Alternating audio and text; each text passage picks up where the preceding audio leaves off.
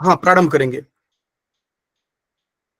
वसुदेवसुतं देवं कंसचाणूरमर्दनं देवकी परमानन्दं कृष्णं वन्दे जगद्गुरुं नीलाचलनिवासाय नित्याय परमात्मने बलभद्रसुभद्राभ्यां जगन्नाथाय ते नमः।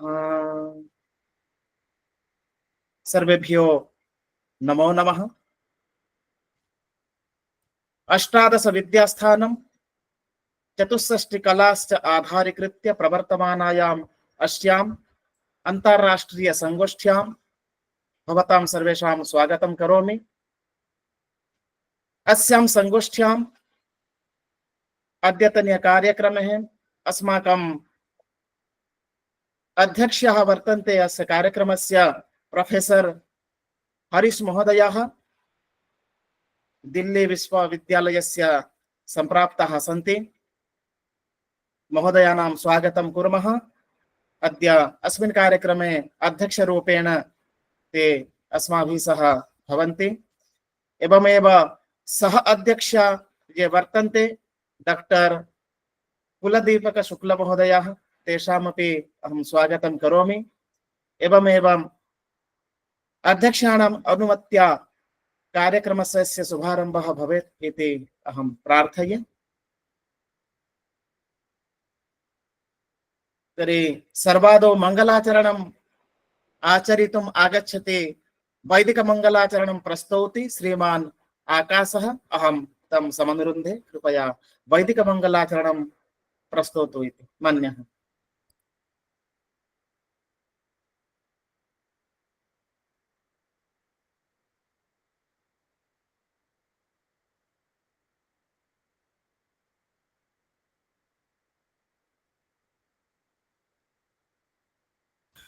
आकाश,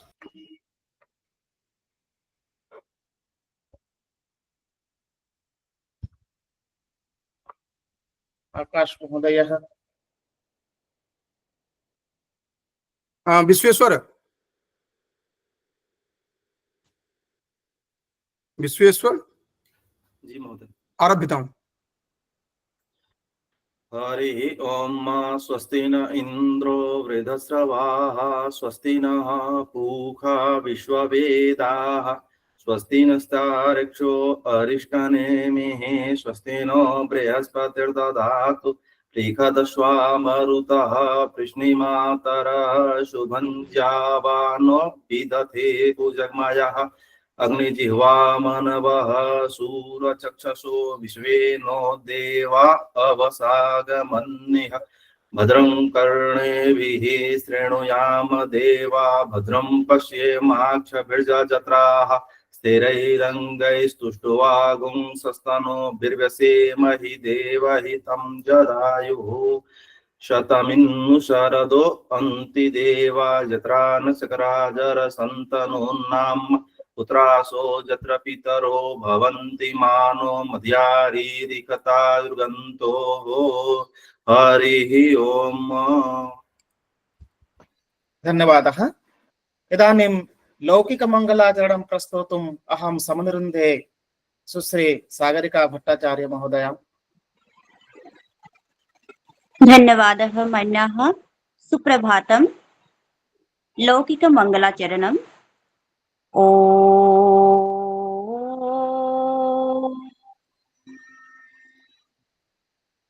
अथ महादेवस्तुतिः। कर्पूरगौरं करुणावतारं संसारसारं भुजगेन्द्रहारं सदा वसन्तं हृदयारविन्दे भवं भवानी सहितं नमामि। करचरणकृतं वा कायजं कर्मजं वा श्रवणनयनजं वा वापराधम् विहितमविहितं वा सर्वमेतत् क्षमस्व। जय जय करणाब्धे श्रीमहादेव शम्भो। जय जय करणाब्धे श्रीमहादेव शम्भो। जय जय करणाब्धे श्रीमहादेव शम्भो। ॐ नमो नमः। धन्यवादः। धन्यवादः भवतीभ्यः। अस्यां संगोष्ठ्याम् अस्मिन् सत्रे ये उपस्थितः वर्तन्ते अस्माकम् अध्यक्षः, सह अध्यक्षः, अस्य कार्यक्रमस्य मुख्य संयोजकः एवमेव अन्यपि अद्यतनीयः ये मुख्य वक्तारः वर्तन्ते। एतेषां समेषां स्वागतं कर्तुम् अहं समनुरुन्धे डॉक्टर सुदर्शन चक्रधारी महोदयान् कृपया आगत्य एतेषां सर्वेषाम् अतिथीनां स्वागतं कुर्वन्तु इति मन्यः। आप सभी को मैं प्रणाम निवेदित करता हूं और मुझे स्वागत भाषण हेतु समय देने के लिए मैं आदरणीय डॉक्टर विपिन कुमार झियाकर को हृदय से धन्यवाद देता हूं कि उन्होंने मुझे यह अवसर प्रदान किया प्रातःकालीन वेला में 7 दिवसीय अंतर्राष्ट्रीय संस्कृत वेबिनार श्रृंखला का ये 6वां जो है अधिष्ठान चल रहा है, जिसके चतुर्थ दिन प्रातःकालीन सत्र में उपस्थित आप सभी को मैं हृदय से प्रणाम करता हूं और मुख्य रूप से आज के संचालक डॉक्टर सुशांत होता जी, आप एवं आज की कार्यक्रम की अध्यक्षता कर रहे प्रोफेसर हरीश सर, सह अध्यक्षता कर रहे डॉक्टर कुलदीप शुक्ल जी एवं इस कार्यक्रम में उपस्थित 10 मुख्य रूप से 10 वक्ताओं को यहाँ पर जो है बोलने का अवसर प्रदान किया गया है, जिनमें आमंत्रित सभी 10 वक्ताओं सुश्री अनीता लक्ष्मण फुवाड़े जी, डॉक्टर विपिन कुमार कौशल जी, डॉक्टर अर्चना सिन्हा जी, डॉक्टर सुप्रिया संघ विकास जी, प्रोफेसर केटी पति जी, डॉक्टर एस.के. सेपुरी जी, श्री पार्थ चौहान जी, श्री राकेश कुमार जी, श्री अवधेश सिंह जी, दीक्षा अग्रहरी जी, आप सभी को इस प्रातःकालीन सत्र में विशेष रूप से स्वागत है कि आप सभी लोगों ने प्रातः इस चतुर्थ दिवस के प्रातःकालीन सत्र में आप सभी जो है उपस्थित हुए और आप लोग मुख्य वक्ता के रूप में अपने विचारों को रखेंगे जो भारतीय ज्ञान परंपरा से उत्प्रोत होंगे, क्योंकि आज हम लोग मशीनीकरण के दौर में इस आर्थिक युग में जहां एक और लाभप्रद व्यवसायों की ओर, लाभप्रद ज्ञान की ओर लगातार अग्रसर हो रहे हैं, उसी बीच आप लोगों ने अष्टादश कलाएं, विदेह वैदेही भारतीय ज्ञान परंपरा में उत्कर्ष नारी का क्या योगदान है, इन सभी पक्षों को लेकर आप लोग उपस्थित हो रहे हैं, अपने विचार व्यक्त कर रहे हैं।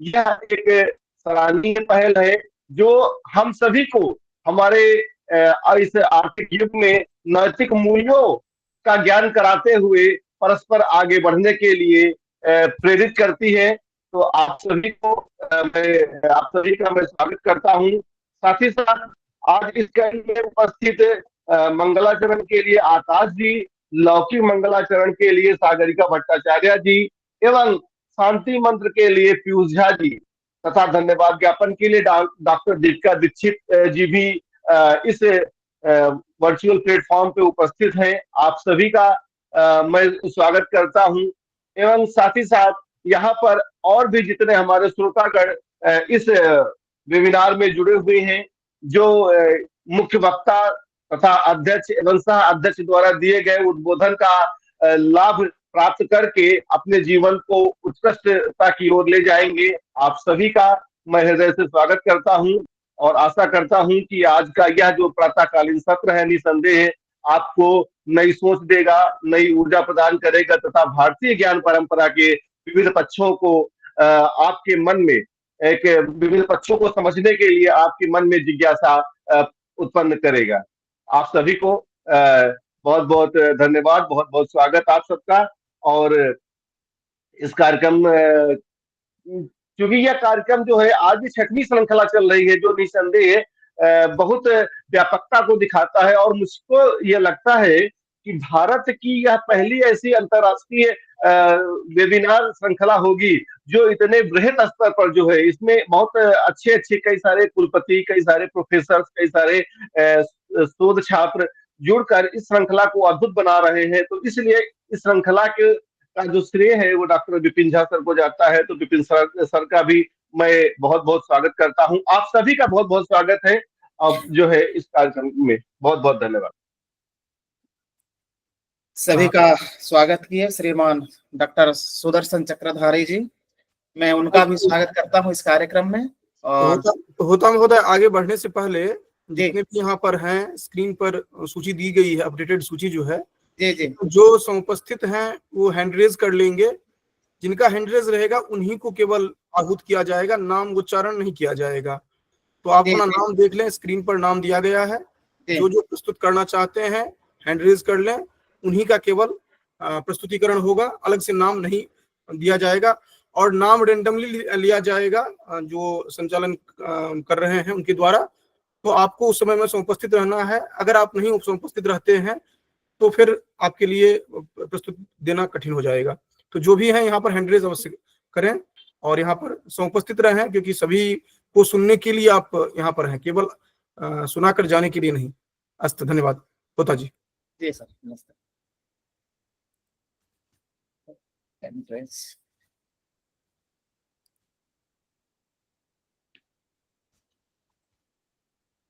सुप्रभातम सर। एक एक करके होता जी आप नाम लेंगे जो कि जिनका हैंड रेज है। जी जी जी सर, मैं अनीता फुलवाड़े में। हाँ हाँ, जी जी जी, सभी का स्वागत। इदानीं सर्वादौ अनीता लक्ष्मी फुलवाड़े महोदयाः वर्तन्ते, तासां स्वागतं। स्वकीयम् अभिभाषणं प्रस्तुवन्तु आचार्य। बहुत बहुत धन्यवाद सर।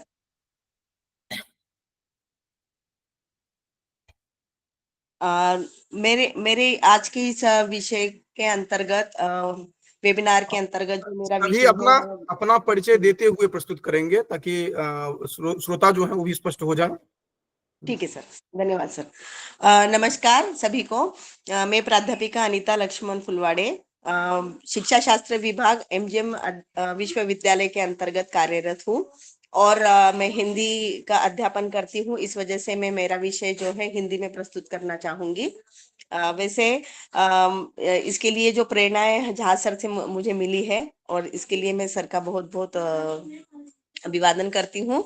और मेरे आज का विषय जो है उस विषय के बारे में बता रही हूँ।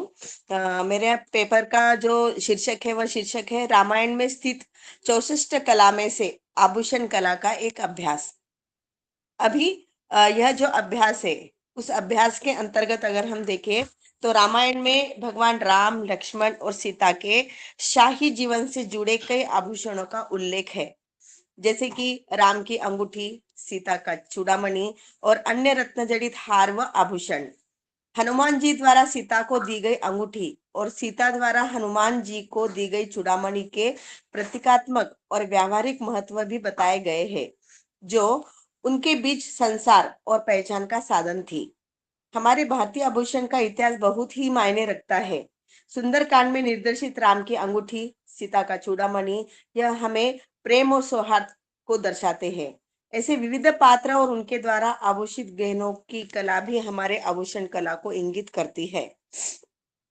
अतः रामायण में स्थित यह जो आभूषण कला है उस कला के बारे में मैं एक रेफरेंस भी देना चाहूंगी। डॉक्टर प्रज्ञा जी का जो कल चित्रकला के बारे में जो प्रस्तुतिकरण हुआ था वह एक बहुत बड़ा रेफरेंस है कि रामायण और रामचरितमानस में और विविध तरह के श्री राम के बारे में जो साहित्य लिखा गया है उनमें जो चित्र प्रस्तुत किए गए हैं उन सभी में जो है यह आभूषण हम लोगों को दिखाई देते हैं। और उसी चित्रकला के माध्यम से और वर्णित उस शब्दांकन के माध्यम से हम कह सकते हैं कि रामायण के अंतर्गत विविध तरह के जो पात्र थे उन पात्रों के आभूषण कला के बारे में हम लोगों को जानकारी प्राप्त होती है। जैसे कि हम देखते हैं कि श्री राम जी का जो मुकुट है, वह मुकुट जो है उसके बारे में भी हम देखते हैं कि उस मुकुट के अंतर्गत हम लोगों को दिखाई देता है कि अभी जो हमारा अयोध्या में राम मंदिर बना है, उस राम मंदिर में जो श्री राम जी का जो मूर्ति स्थापना की गई है, उसमें हम मुकुट को देखते हैं। तो उस मुकुट को अगर हम देखें तो उसमें विविध तरह के हीरा पन्ना माणिक जो है वह जुड़े गए हैं, जो कि भगवान श्री राम के रघुवंश होने के, सूर्यवंशी होने के जो है प्रतीक हम लोगों को दिखाई देते हैं, जो कि मौलिक है। और इस वजह से हमें यह दिखाई देता है कि प्राचीन काल से लेकर जो है आज तक जो है आभूषण कला का संयोजन जो है विविध तरह से तत्कालीन परिस्थिति के हिसाब से जो है वह प्रस्तुत होता गया है। उसके बाद में हम देखते हैं धनुष्य बाण है कि रामलला के हाथ में जो है हम लोगों को बाएं हाथ में सोने का धनुष्य दिखाई देता है। और यह जो सोने का धनुष्य है वह भी बहुत ही प्रतीकात्मक दिखाई देता है कि जिसमें विविध तरह के माणिकों का भी उपयोग किया गया है, जिसके माध्यम से हम आभूषण कला को देख सकते हैं। और यह धनुष्य जो है बहुत ही प्रतीकात्मक है। जैसे कि हम सभी को पता है कि माता सीता का वरण करने के वक्त जो है श्री राम जी ने धनुष्य बाण का उपयोग किया था। तो धनुष्य बाण यह भी एक हम लोगों को आभूषण दिखाई देता है, जो कि तत्कालीन वीरों का एक प्रतीक था। और यही वीर जो है हम लोगों को दिखाई देते हैं हर जगह। हर वीर के हाथ में यह जो धनुष्य बाण है वह हम लोगों को प्रतीकात्मक दिखाई देते हैं। उसके तत्पश्चात हम देखते हैं कि श्री राम जी की जो मूर्ति है, उस मूर्ति में हम लोगों को कौस्तुभ मणि दिखाई देता है, जो कि कौस्तुभ मणि श्री राम जी के हृदय पर धारण किया गया दिखाई देता है। वह हम लोगों को तत्कालीन समय की चित्रकला में भी और आज के समय में हर जगह जो मूर्तियों की स्थापना हुई है उसमें हम लोगों को यह मणि दिखाई देता है, जो कि बहुत ही मौलिक है, जिसको धारण करना एक अलौकिक परंपरा दिखाई देती है, जो कि हर एक की मूर्तियों में हम लोगों को नहीं दिखाई देती है। तो इस तरह के अलग अलग तरह के मानकों का उपयोग करना यह एक आभूषण कला का बहुत ही अमौलिक घटक जो है वो हम लोगों को दिखाई देता है। उसके बाद में हम देखते हैं कि हमारी सीता माता हो या फिर अलग अलग तरह के जो पात्र है, स्त्री पात्र है, उस स्त्री पात्रों के हाथों में हम लोगों को कंगन और बाजूबंद दिखाई देते हैं। अनीता कंक्लूड करना है। Okay sir. इस तरह से हम देख सकते हैं कि चूड़ामणि हो या फिर अंगूठी हो या फिर और अन्य तरह की जो आभूषण है, वह आभूषण जो है हम लोगों को प्रतीकात्मक दिखाई देते हैं तत्कालीन सौंदर्य का, तत्कालीन जो कला है उस कला का प्रतीकात्मक है। और इसी प्रतीकात्मकता के कारण आज भी जो है हम विविध तरह की कलाओं का उपयोग करते हुए हमारे भारतवर्ष की संस्कृति का जतन एवं संवर्धन कर रहे हैं। मुझे यहाँ पर बोलने के लिए जो संधि दी, इसलिए सभी मान्यवरों का बहुत बहुत धन्यवाद। धन्यवाद सर। मैं डॉक्टर अनिता जी का धन्यवाद करना चाहूंगा। रामायण में विभिन्न प्रकार के आभूषण एवं चित्रकला इत्यादियों से संबंधित सारगर्भक विषय प्रस्तुत किया इन्होंने, उनको धन्यवाद। इसके बाद पार्थ चौहान जी से आमंत्रित करता हूं, कृपया अपना अभिभाषण प्रस्तुत करें। गणमान्येभ्यो नमः। श्री सोमनाथ संस्कृत विश्वविद्यालयस्य अनुस्नातक भवनस्य व्याकरण विभागे अतिथि प्राध्यापकोऽस्मि।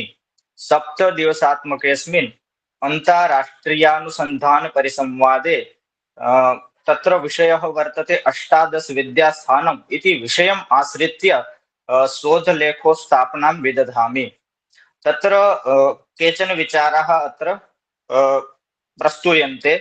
आदौ महाभाष्यम् इति एका परंपरा वर्तते। अस्माकं व्याकरणस्य इयं परंपरा वर्तते। भारतीय ज्ञान परंपरा न केवलं प्राचीना अपितु दार्शनिक गांभीर्येण तत्वचिन्तन वैविध्येन च समृद्धा वर्तते। वेदेषु उपनिषत्सु कलासु विविधशास्त्रेषु च सर्वत्र एकं तत्त्वं दृश्यते, तत्तत्त्वं वर्तते शब्दतत्त्वम्। वस्तुतस्तु व्याकरणं वेदांग रूपेण ख्यातं वर्तते। महाभाष्यं नाम ग्रन्थः तस्य गाम्भीर्यम् उत्कर्षेण पतञ्जलिः प्रकाशयति। असौ ग्रन्थो न केवलं सूत्रार्थ विवरणं करोति, किन्तु भारतीय ज्ञान परम्परायाम् अन्तर्निहितं तत्त्वचिन्तनमपि सम्यक् विभावयति। भाष्येमुस्मिन् समेषां शास्त्राणां बीजं विद्यते। तस्मात् महाभाष्ये तत्त्वचिन्तनं भारतीय ज्ञान परम्परावलोकने अत्यावश्यकं वर्तते। अतो महाभाष्य तत्त्वविमर्शः इति विषयः साक्षात् अष्टादश संख्यात्मक विद्यासु हृदयसारः इति वक्तुं शक्यते। इमे अत्रत्याः प्रमुखांशाः सन्ति। भारतीय ज्ञान परंपरायां व्याकरणं, महाभाष्यस्य स्वरूपं तथा रचना विशिष्टता, महाभाष्ये प्रमुख तत्व विमर्शः, सामाजिक दृष्ट्या महाभाष्यस्य योगदानं, भारतीय ज्ञान परंपरायां महाभाष्यस्य संपूर्ण स्थानं। पत्रस्य पठनं न सम्यक् अस्ति। सारांशतया अत्र उपस्थातव्यम् अस्ति। यत् किमपि भवता तत्र कृतम् अस्ति तत् सारांशतया अत्र उपस्थापनं भवेत्। यतोहि पठनस्य अवसरः अपि नास्ति, 5 निमेषात्मकः एव कालः वर्तते खलु। एतस्मात् कारणात् कृपया सारांशतया। अस्तु भवतु मान्यः, सारांशरेव साक्षात् इदानीं वचामि। तर्हि तत्र महाभाष्ये वर्तते, तत्र का शैली वर्तते, पुनश्च तत्र तर्कशास्त्रस्य प्रयोगः वर्तते, पुनश्च कथमिदं नैषदोषः इति शैली तत्र महाभाष्येऽपि वर्तते। पुनश्च तत्र वार्तिकानां तत्र प्रकाशनं वर्तते। महाभाष्ये यानि वार्तिकानि स्थापितानि सन्ति, तत्र सूत्रार्थे यत् गाम्भीर्यं वर्तते तस्य गाम्भीर्यस्य प्रकटनं तेन माध्यमेन भवति। तर्हि तत्र व्याकरणस्य सम्पूर्णस्य यः प्रकाशः वर्तते तस्य प्रकाशः तेन नाम पतञ्जलि माध्यमेन, नाम महाभाष्यस्य नाम शैली माध्यमेन, पुनश्च तत्र सौन्दर्य शैली माध्यमेन, तत्र तथा भाषा शैली या वर्तते तेन माध्यमेन अत्र उपलभ्यते वर्तते। तर्हि इदानीं साक्षात् अयमेव सारः वर्तते मम शोधस्य। पुनश्च तत्र बहु चर्चा तु कृता वर्तते, किन्तु इदानीं साररूपेण इदमेव प्रतिपादनं वर्तते। भवतु भवद्भिरहं श्रुतः वर्तते, तदर्थं धन्यवादाः वितनोमि। भारतीय ज्ञान प्रणाल्यां महाभाष्यस्य अतुलनीयं योगदानम् अत्र प्रस्तुतवद्भ्यः आचार्येभ्यः पार्थ चौहान महोदयेभ्यः धन्यवादान् समर्पयामि। इदानीम् अहं सम्प्रार्थये डॉक्टर सुप्रिया महोदयाः कृपया आगत्य स्ववक्तव्यं प्रस्तुवन्तु इति मन्यः।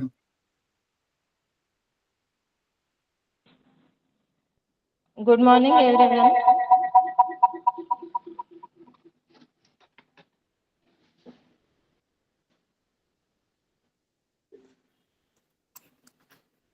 Am I audible, sir? Yes, please. Okay. I want to present PPT, but it is not available right now in my laptop. So I will start my presentation. If you have, please send me on WhatsApp or Gmail. I will play from this side. But it will take time, so it's okay, sir. Directly I will start my presentation. Okay. Please Thank turn you. on, Once turn on again, your good video. Please turn on your video. Okay, sir. Okay.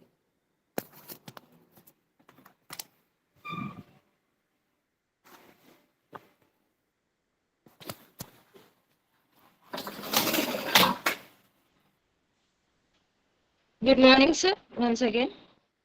My topic for the research paper is exploration of vowel phonemes in Sanskrit and English, a phonetic perspective. First of all, I will introduce myself. My name is Dr. Supriya Sangvikar. I'm also from MGM University, working as an assistant professor in the Department of Institute on Foreign Languages. Dr. Pradnya Kunardi ma'am, she has given me this reference, and I have completed my PhD in linguistics. That's why I have taken a subject with the vowel phonemes in Sanskrit and English language. So the first thing that is like a common origin about the Sanskrit and English, both languages descends from the Proto-Indo-European. Both the languages belongs to Indo-European language family. And most important, vowel sounds are made with the mouth open, allowing for fairly free flow of air through it. So as all of you are from Sanskrit language belongs to, so I will directly start my conclusion point, which is related to the comparison of Sanskrit and English language. The first is vowel sounds in Sanskrit. As we know, short vowels, long vowels, and diphthongs also. Then, actually, I have made PPTs with the figure also, and it could not present right now. In the short vowels, we have a, e, a, and once again, sorry. In the short vowel, we have a, e, ru, lu, and u. Then in the long, a, e, ru, lu. The diphthongs are a, I, o, au. And the main features of Sanskrit language is Sanskrit maintained vowel length distinction as a short versus long. Vowels are inherent in consonant, that is k, for example, k with implicate a also. Vedic Sanskrit also had intonation, which is affected vowels. Now, the vowel sounds in English, English as Old English and Modern English, I have taken both the sides of that. Again, in the Old English, we have short, long, and in the Middle English, we have monophthongs and diphthongs. The same vowels also present in the Old English, that is a, e, I, o, u, and long is also available.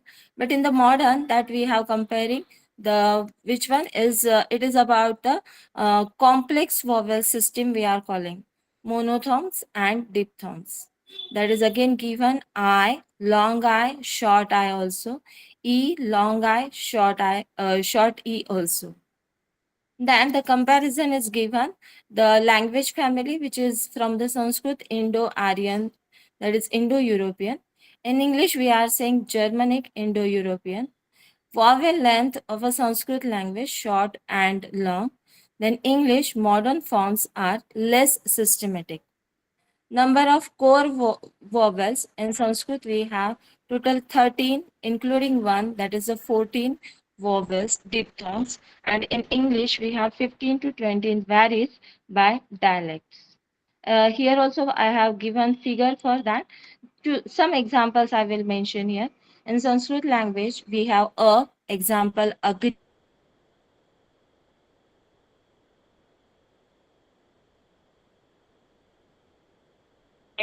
or a name.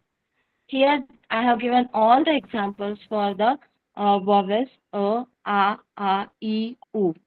One more example from the u, that is in Sanskrit, we are saying udak.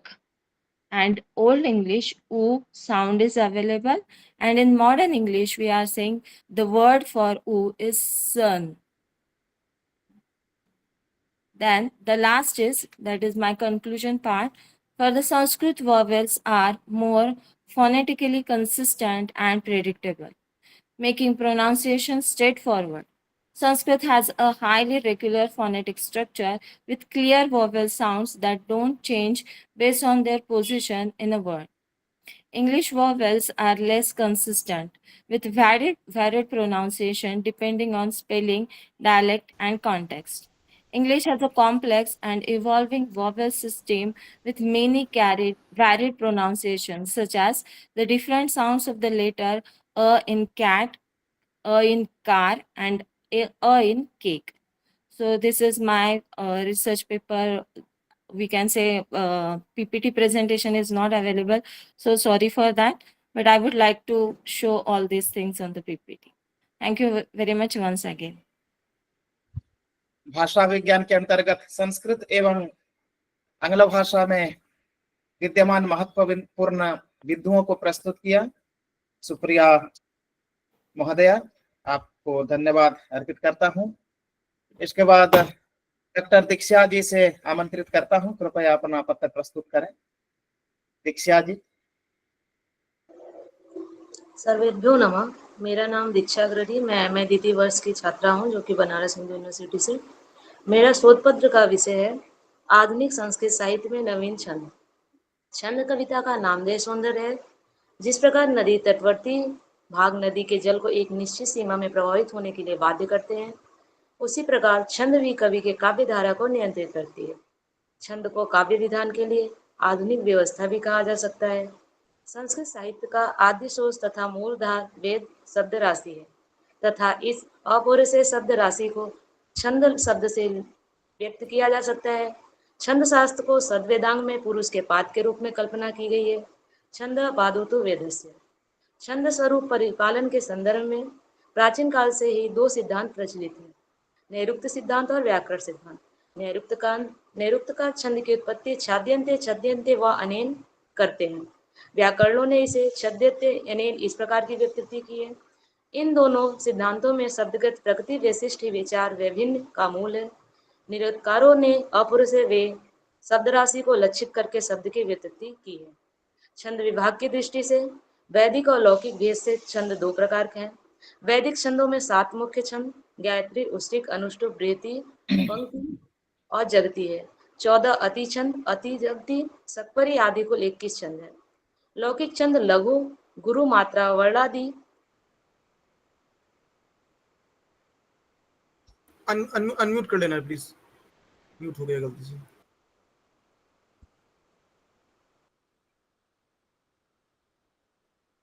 छंद विभाग की दृष्टि से वैदिक और लौकिक भेद से छंद दो प्रकार का है। वैदिक छंद में 7 मुख्य छंद गायत्रिक, उष्टिक, अनुष्टुप, बृहति, पंक्ति और जगती है। 14 अति छंद, अति, सकपरी, जगती आदि कुल 21 छंद है। लौकिक छंद लघु, गुरु और मात्रा, वर्णादि का निमायक होता है। वह भी मात्रा और वर्ण के भेद से दो प्रकार का है। यद्यपि कुछ लोग मात्रा छंद और गढ़ को इस प्रकार दो विभाग में कहते हैं। आधुनिक संस्कृत काव्य में जो क्रांतिकारी परिवर्तन आया है उसमें छंदों पर किए गए 9 प्रयोग सभी उल्लेखनीय है। संस्कृत साहित्य में आधुनिक काल में प्रोफेसर मिश्र के अनुसार नवजागरण काल कह सकते हैं। छंदों विधान के क्षेत्रों में 20वीं शताब्दी में संस्कृत साहित्य में सर्वाधिक नए प्रयोग किए गए हैं। भट्ट मथुरानाथ शास्त्री ने ब्रजभाषा के छंदों में दोहा, सोरठा, सवैया, घनाश्री आदि के साथ उर्दू के काव्य से गजल का भी छंद लेके सफल काव्य रचनाएं प्रस्तुत किए गए हैं। लोक धर्मी छंद का प्रयोग करने का उद्देश्य छंद शास्त्र का उल्लंघन करना अथवा उसकी अवहेलना नहीं था, अपितु संस्कृत को जन जन से जोड़ना था। जब संस्कृत के छंदों में तत्कालीन समाज और संस्कृत की एक महक समावेश होती है तो व्यक्तियों को खुद से जोड़ लेती है। यहाँ के आंचलिक छंद लय के कारण अपरिचित भाषा को भी आत्मसात करने की क्षमता रखती है। इन छंदों में सोहर, रसिया, लोरी, गजल, कजरी, कव्वाली आदि लोकगीत सम्मिलित है, क्योंकि यह गीत जनपद, गांव और स्वजाति परंपरा के अनुसार कंठ ध्वनि के वैशिष्ट से गाए जाते हैं, अतः इन्हें लोकगीत कहते हैं। जनपद के अनुसार रसिया लोक गीत क्षेत्र ब्रज क्षेत्र में, बाउल बंगाल में, पंडवानी छत्तीसगढ़, रागड़ी हरियाणा, कांग उत्तर प्रदेश, डांडिया गुजरात में पाया जाता है। धन्यवाद।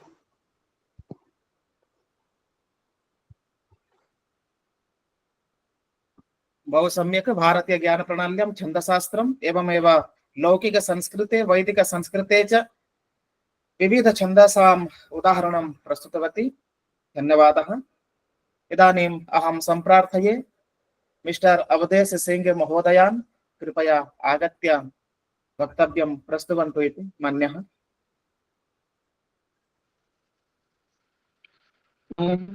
सर्वेभ्यो नमो नमः। मेरा नाम अवधेश सिंह है। श्री लाल बहादुर शास्त्री राष्ट्रीय संस्कृत विश्वविद्यालय योग विभाग से पीएचडी कर रहे हैं। शोध पत्र का विषय है वसुधैव कुटुंबकम के सार्थकत्व में योग का वैशिष्ट्य। जब वसुधैव कुटुंबकम की बात करते हैं, पृथ्वी को एक दूसरे से जोड़ने की, परस्पर लोगों को जोड़ने की, उनमें मैत्री भाव की बात करते हैं, तो जोड़ने के लिए भारतीय ज्ञान परंपरा में एक ही विषय आता है, योग। और वो योग महर्षि पतंजलि का, उस योग में भी अष्टांग योग, और अष्टांग योग में भी यदि हम बात करें जोड़ने की तो प्रमुख रूप से यम, अहिंसा, सत्य, अस्तेय, ब्रह्मचर्य, अपरिग्रह, यमा। अहिंसा, यदि बात करें हम अहिंसा की तो वर्तमान समाज में हिंसा बहुत ज्यादा फैल रही है। कोई भी व्यक्ति किसी को सुख देना नहीं चाहता और वो सुख प्राप्त करना चाहता है, किंतु दुख ही देने में ज्यादातर एक दूसरे को देखा जाता है। जब किसी को दुख प्राप्त करने की इच्छा नहीं है, सुख ही सभी लोग चाहते हैं, तो सुख के मार्ग को उन्हें अपनाना चाहिए। महर्षि पतंजलि के योग सूत्र के व्यास भाष्य में 81 प्रकार की हिंसा का उल्लेख किया गया है। कृत, कारित, अनुमोदित, लोभ, क्रोध, मोह, मृदु, मध्य, अधिमात्र और मृदु, मध्य, अधिमात्र। कहने का तात्पर्य इतनी सूक्ष्मता से हिंसा को बताया गया है कि लोभ, मोह, क्रोध, कई प्रकार से हम हिंसा करते हैं अपने बच्चों के साथ, अपने परिवार के लोगों के साथ, छात्रों के साथ, समाज के लोगों के साथ। तो इन सब से हमें मूल रूप से बचना चाहिए, तभी हम वसुधैव कुटुंबकम की ओर बढ़ सकेंगे। दूसरा आता है गीता में, जैसे कहते हैं समत्वम योग उच्यते, समता के भाव के साथ हमारा जीवन होना चाहिए। हमारी कार्यशैली योगा कर्मश कौशलम की तरीके श्री कृष्ण के उपदेश के अनुसार होनी चाहिए। योग सूत्र में यह भी बताया गया है कि मैत्री, करुणा, मुदिता, उपेक्षाणाम, सुख दुख, पुण्य पुण्य विषयाणाम भावनात् चित्त प्रसादनम, अर्थात आप अपने चित्त को प्रसन्न रखने के लिए वहां बताया गया है कि मैत्री, करुणा, मुदिता, उपेक्षाणाम, सुख दुख, पुण्य पुण्य विषयाणाम, अर्थात किससे आपको मैत्री करनी है, किससे उपेक्षा करनी है, किसका सहयोग करना है, इन सारी बातों का वहां पर उल्लेख किया गया। जब तक इनका पालन हमारे व्यक्तिगत जीवन में नहीं होगा और उसका प्रभाव समाज में नहीं होगा, तब तक हम वसुधैव कुटुंबकम की कल्पना कैसे कर सकते हैं। हमारी भारतीय ज्ञान परंपरा श्रवण, मनन, निधिध्यासन और साक्षात्कार अर्थात व्यवहार की रही है। हम जो भी पढ़ते हैं, जब तक वो चीज हमारे व्यवहार में नहीं आती है, तब तक उसके पढ़ने का मूल्य कोई नहीं रह जाता, सिर्फ और सिर्फ एक नौकरी। आज की शिक्षा पद्धति नवीन छात्रों के अंदर ऐसा ही देखा जाता है कि व्यवहार में नहीं है। हाँ, अध्यापकों में भी हमने ऑब्जर्वेशन किया है, तो वहां भी विशेषकर जैसे हम योग के विद्यार्थी हैं, तो योग के अध्यापकों को देखते हैं कि योग का आचरण उनके जीवन में नहीं है, तो बच्चे कैसे सीखेंगे? क्योंकि सीखा शब्द से नहीं जाता है, सीखा व्यवहार से जाता है। और जब तक वो चीजें हमारे व्यवहार में नहीं होंगी, हम दूसरे लोगों को प्रेरित नहीं कर सकते हैं। वर्तमान समय ज्ञानम भारा क्रियाम विना, शिक्षा के क्षेत्र में ऐसा होता जा रहा है। लोगों को ज्ञान तो बहुत होता जा रहा है, लेकिन वो भार के समान है जब तक वो उनके व्यवहार में, उनकी क्रियाओं में फलीभूत नहीं हो रहा है। हमारा देश भारतवर्ष आर्यावर्त चक्रवर्ती सम्राट रहा है। यहाँ से संदेश पूरे विश्व को जाता था, लोग पालन करते थे, हमारा अधिकार पूरे विश्व पर चलता था, किंतु आज उतना नहीं दिख रहा। हाँ, वर्तमान समय की स्थिति को देखते हुए कह रहे हैं कि बहुत सारे देश हमारी संस्कृति को फॉलो कर रहे हैं, लेकिन उसका निगेटिव पॉइंट ये भी है कि हमारे यहाँ ही बहुत से लोग कहीं ना कहीं पाश्चात्य संस्कृति या ऐसी संस्कृति जिसको संस्कृति कहना ही नहीं चाहिए, उसको अपना रहे हैं। सोशल मीडिया के माध्यम से, अन्य तरह विज्ञापनों के माध्यम से और भी अनेक तरीकों से। तो इन सभी पर रोकथाम लगाना चाहिए भारत सरकार के द्वारा। किन चीजों को फैलाना है, किन चीजों को रोकना है, क्योंकि हमारी संस्कृति ही सर्वश्रेष्ठ है। क्योंकि जो वेद हैं, अष्टादश विद्याओं की यहाँ पर चर्चा हो रही है। व्यक्तिगत, सामाजिक, आध्यात्मिक, जी, निष्कर्ष बता दीजिए। सभी प्रकार का जीवन उनसे जुड़ा हुआ है। निष्कर्ष रूप में यही कहना चाहेंगे कि जब तक हमारा ज्ञान हमारे व्यवहार में नहीं होगा, तब तक हम दूसरे लोगों को प्रेरित नहीं कर सकते हैं, उनको अपने से जोड़ नहीं सकते हैं, क्योंकि जुड़ाव मन से होता है। आज का जुड़ाव फिजिकली होता जा रहा है, शारीरिक होता जा रहा है, कार्य से व्यक्ति जुड़ रहा है, किंतु अंतर मन से नहीं जुड़ रहा है। ऐसे जुड़ाव के लिए, मन को शांत करने के लिए, मन को एकाग्र करने के लिए, मन को प्रसन्न करने के लिए हमें योग की ओर आना होगा, योग को अपनाना होगा, चित्त की वृत्तियों को शांत करना होगा और फिर इसके बाद हम मैत्री करुणा मुदिता उपेक्षाणाम सुख दुख पुण्य पुण्य विषयाणाम भावना चित्त प्रसादनम की ओर बढ़ेंगे। धन्यवाद। भारतीय ज्ञान परंपरायाम एवमेव बहवः विषयाः सन्ति, तेभ्यः विषयेभ्यः वसुधैव कुटुम्बक भावना संपादन योग शास्त्रस्य वैशिष्ट्यं विषयमाश्रित्य प्रस्तुतिं दत्तवान् महोदयः। महोदयेभ्यः धन्यवादः। सम्प्रति डॉक्टर सेपुरी कृष्ण महाभागाः सम्प्रार्थ्यन्ते, कृपया स्वकीयं विषयं प्रस्तुवन्तु इति आचार्यः। नमः सभायै सर्वेभ्यो नमः नमांसि। मम विषयः वर्तते उपनिषत्सु संस्काराः इति। तत्र हिंदी भाषायामेव अहं वदामि। मम नाम एस् कृष्णा वर्तते। अहं केन्द्रीय संस्कृत विश्वविद्यालये भोपाल परिसरे अहं शिक्षाचार्यरूपेण कार्यरता अस्मि। अतः इदानीं साक्षात् प्रस्तौमि।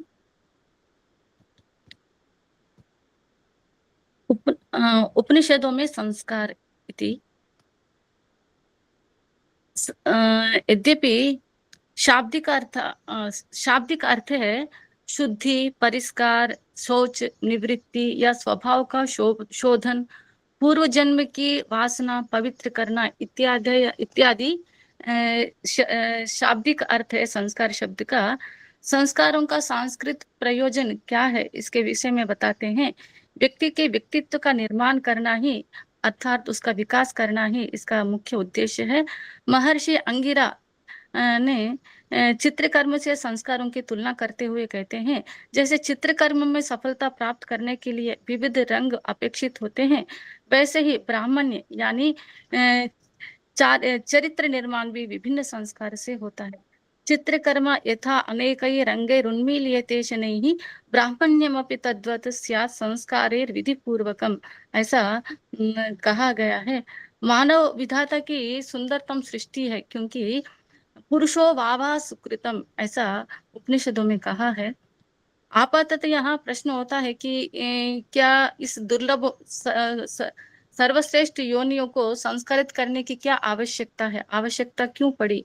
तो इसका सामान्य इसलिए है क्योंकि मनुष्य इस मानव शरीर को केवल भौतिक या पांच तत्वमय ही नहीं न मान ले। संस्कार मानव के दैहिक से आध्यात्मिक उत्थान में क्रमिक सोपानों का कार्य करते हैं। ये जीवन की आत्मवादी और भौतिकवादी धारणाओं के बीच सेतु निर्माण कर देते हैं। फलस्वरूप यह मरण धर्म शरीर संस्कारों द्वारा परिष्कृत होकर अशरीरी देही अर्थात आत्मा का अधिष्ठान बन जाता है और जीव अमृत के दिव्य गुणों को धारण करता है तथा अमृतस्य देवधारणो भूयासम को चरितार्थ करता है। संस्कारों के अनुष्ठान से मानव मात्र भौतिक न रहकर संस्कारित होकर आध्यात्मिक हो जाता है एवं दुर्गुणों को दूर कर उनके स्थान पर सद्गुणों का आधान करने का नाम ही संस्कार है। संस्कारो ही गुणांतरम आधानम उच्यते। जब बालक का जन्म होता है तब वह दो प्रकार के संस्कार से युक्त होता है। प्रथमतः वह जन्म जन्मांतर के संस्कारों से संपन्न होता है। द्वितीयतः वो क्या होता है, माता पिता के संस्कारों को वंश परंपरा के रूप में प्राप्त करता है। संस्कार मनुष्य के इस जन्म और परजन्म अर्थात पूर्व जन्म के दोषों को परिमार्जित कर पवित्र करने वाला है और इस प्रकार इसीलिए इसकी आवश्यकता पड़ी, क्योंकि इसको बैजिकम कहा है। जैसे बीज संबंधी परंपरागत पितृ पैतृक अंशों से उत्पन्न होने वाले दोषों का संस्कारों से परिमार्जन किया जा सकता है। जैसे रज और वीर जो माता पिता के अंगों का रस सार होता है, संस्कारों द्वारा बीज के भीतर उसमें परिवर्तन कर दिया जाता है, जिससे श्रेष्ठ संतान उत्पन्न होता है। जैसा बीज होता है वैसा ही वृक्ष होता है, उसी प्रकार जैसा रज वीर होता है वैसा ही संतान होता है।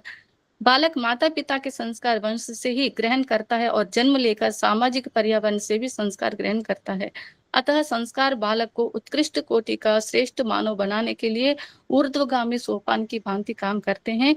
और भारतीय परंपरा में संस्कारों की संख्या 16 मानी जाती है, यद्यपि 48 और कहीं पर 35, कहीं 18 इत्यादि का वर्णन है, परंतु भारतीय हम परंपरागत रूप से देखते हैं तो 16 संस्कारों का ही उपनिषद वांग्मय में गर्भाधान, जातकर्म, पुंसवनन, नामकरण, उपनयन, समावर्तन, विवाह एवं अंत्येष्टि संस्कारों का विशद रूप में वर्णन किया गया है। गर्भाधान संस्कार के बारे में बताया है, वो पुरुष जैसे पुरुष में यह सर्वप्रथम जिस कर्म के द्वारा पुरुष स्त्री में अपना बीज स्थापित करता है उसे गर्भाधान संस्कार करते हैं, और पुरुष में ही सर्वप्रथम शुक्र रूप में गर्भ होता है। यह वीर्य यानी रेतस पुरुष के अंग अंग से निश्चित तेज का ही सार तत्व है। पुरुष इस आत्मभूत तेज का सर्वप्रथम अपने शरीर में पोषण करता है। इसका प्रमाण भी ब्राह्मण ग्रंथों में पाया जाता है। पुरुषो हवा अयम आदितो गर्भो भवति यदेतत् रेतः तद्रेतत् सर्वेभ्यो अंगेभ्य तेजः संभूतम् आत्मन्नेव आत्मानं बिभर्ति इत्यादि रूप से अन्न से रेतस की उत्पत्ति होती। इसी को यदि व्यक्ति समझ लेते हैं तो सामाजिक जो कुरीतियां हैं कि महिलाओं को उत्पीड़न किया जाता है वह नहीं हो सकता है। जो ये मूलभूत समझ है कि पुरुष से ही ये रेतस संक्षेप करेंगे अब। हाँ, इस प्रकार समावर्तन संस्कार भी एक बहुत ही महत्वपूर्ण है जिसमें आचार्य उपदेश देते हैं। और अंत में मैं कहना चाहूंगी, गर्भाधान तथा अन्य प्राक जन्म जो संस्कार प्रजनन अर्थात यौन विज्ञान से संबंधित थे, उपनयन से समावर्तन तक सभी संस्कार शिक्षा की दृष्टि से अत्यंत महत्वपूर्ण थे। विवाह संस्कार की व्यक्तिगत, पारिवारिक, धार्मिक, आर्थिक और सामाजिक परिप्रेक्ष्य में उपादेय थी। यह पारिवारिक जीवन को स्थायित्व प्रदान करता था। अंत्येष्टि संस्कार द्वारा पांच भौतिक शरीर को अग्नि को समर्पित करने का विधान है। इसका अभिप्राय यही है कि स्थूल का सूक्ष्म तत्वों में विलीन होना। आत्मा तो मृत शरीर को छोड़कर दूसरा शरीर धारण कर लेता है। शरीर के रूपांतरण को मृत्यु और आत्मा के रूपांतरण को उपनिषदों की परंपरा में पुनर्जन्म कहा गया है। अतः इस प्रकार संस्कारों की अर्गला में समाविष्टित संपूर्ण मानव जीवन का कर्मबद्ध उत्तरोत्तर आरोहणी उपनिषदों का संदेश है। इतना कहकर मैं वक्तव्य अवसर प्रदान करने के लिए मैं सभी आचार्यों को, विपिन सर को मैं हृदय से आभार व्यक्त करती हुई अपने वाणी को विराम देती हूँ। धन्यवाद। उपनिषत्सु विविधाः संस्काराः इति विषयमाश्रित्य प्रस्तुतवतीभ्यः आचार्यभ्यः धन्यवादान् समर्पयामि। सम्प्रति तेजल सह महोदयाः सम्प्रार्थ्यन्ते कृपया स्वकीयं वक्तव्यं प्रस्तुवन्तु इति मन्यः। नमस्ते, तेजल शाह अस्मि। कल्पना कीजिए एक ऐसी जीवन चिकित्सा पद्धति का जो शरीर, मन और आत्मा को एक ही इकाई माने, जहां पर आहार यानी भोजन, विहार यानी व्यवहार गति, आचार यानी आचरण, विचार यानी मन के जो भाव है विचार, दिनचर्या, मानसिक एकाग्रता, ये सब मिलकर स्वास्थ्य का आधार बनते हैं। यही है आयुर्वेद, भारतीय परंपरा का अमर विज्ञान जो सहस्रावधियों से मानवता का मार्गदर्शन कर रहा है। मेरा आज का विषय है आयुर्वेद और उसका तन, मन और आत्मा के साथ और संपूर्ण जीवन के साथ कैसे जुड़ा हुआ है, उस बारे में मैं अपने विचार प्रस्तुत करने जा रही हूँ। तो पौराणिक दृष्टि से देखें तो भगवान ब्रह्मा ने ये ज्ञान दिया था और उन्होंने वो दक्ष प्रजापति को दिया। बाद में अश्विनी कुमार, इंद्र, धन्वंतरी, ऐसे आगे बढ़ता हुआ ये ज्ञान आधुनिक युग में जब ऐतिहासिक दृष्टि से देखें तो वो अत्रेय, चरक, सुश्रुत, वाग्भट आदि महान वैद्यों तक प्रसारित हुआ। फिर हम कह सकते हैं कि ये आयुर्वेद की प्राचीनता और आकर्षणीयता को प्रस्थापित करने के लिए मैं कुछ उदाहरण प्रस्तुत करूंगी। जैसे महाभारत में जुड़वा चिकित्सक थे अश्विनी कुमार, उन्होंने धौम्य के शिष्य उपमन्यु को उनकी दृष्टि वापस दी थी। अपने गुरु मतलब धौम्य ने अपने गुरु शिष्य उपमन्यु को जब कहा कि आप अश्विनी कुमार को आदेश दे का आह्वान करें, तो उन्होंने अश्विनी कुमार जो है उन्होंने उनकी दृष्टि वापस लौटाई थी। महाभारत में भी हम भीष्म जी का जीवन देखें तो वो अनुशासित जीवन भी इसका उदाहरण है। संयम, सदाचार और व्यवस्थित जीवन उन्होंने जिया था। तभी वो दीर्घायु बने थे और इच्छा मृत्यु को प्राप्त कर सकते थे। भगवत गीता में भी कृष्ण के मार्गदर्शन में अर्जुन ने यही ज्ञान का उपयोग किया था और नैतिक निर्णय लिए थे। रामायण में भी हम यही उदाहरण लक्ष्मण का जो संजीवनी मृत संजीवनी वगैरह उदाहरण देख सकते हैं। च्यवन मुनि है या धन्वंतरी है, ऐसे बहुत सारे उदाहरण हमें प्राप्त हैं।